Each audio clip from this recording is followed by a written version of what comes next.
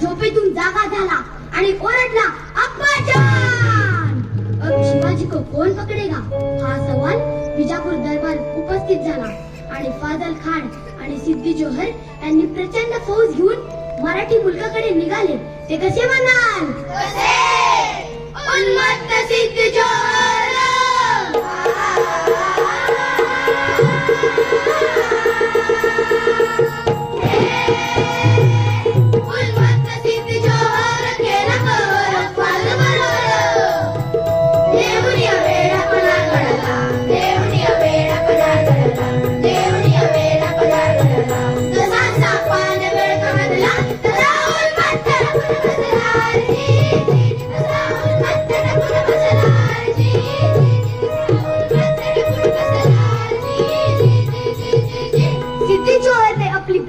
फौज घेऊन पन्हाळ्याला वेढा गेलेला आहे आणि यामध्ये मार्च गेला, एप्रिल गेला, मे जूनही गेला आणि आता मात्र काय करावं महाराजांना कळेना.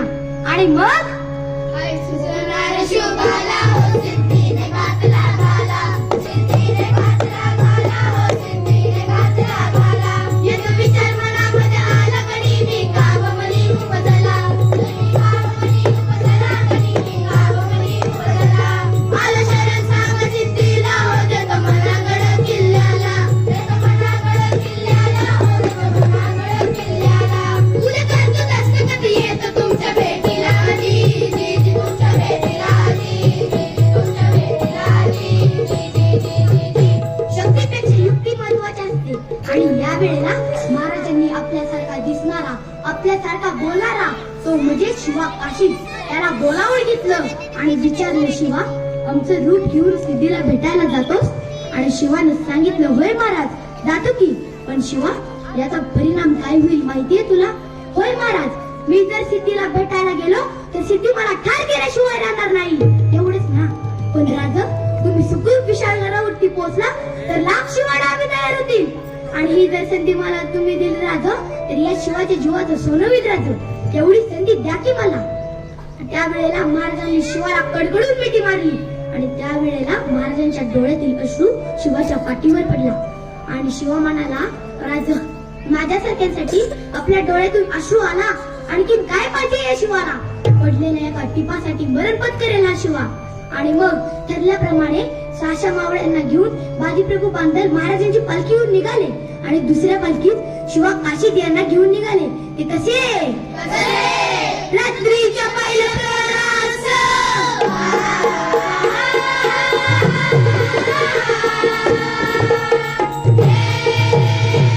रात्रीच्या पहिल्या प्रहरास झाले सुमारास गड उतरणार शुभ पालखीत बाजी संपली, शुभ पालखीत बाजी संपली, शुभ पालखीत बाजी संपली.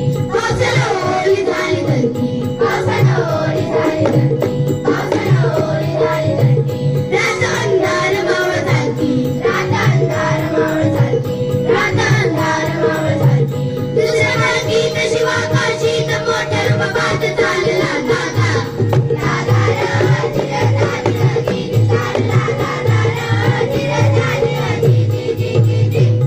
दोन दिशेला दोन पालख्या चाललेल्या आहेत आणि त्यापैकी एका पालखीला खाणाऱ्या सैन्यानं दरारा घातला.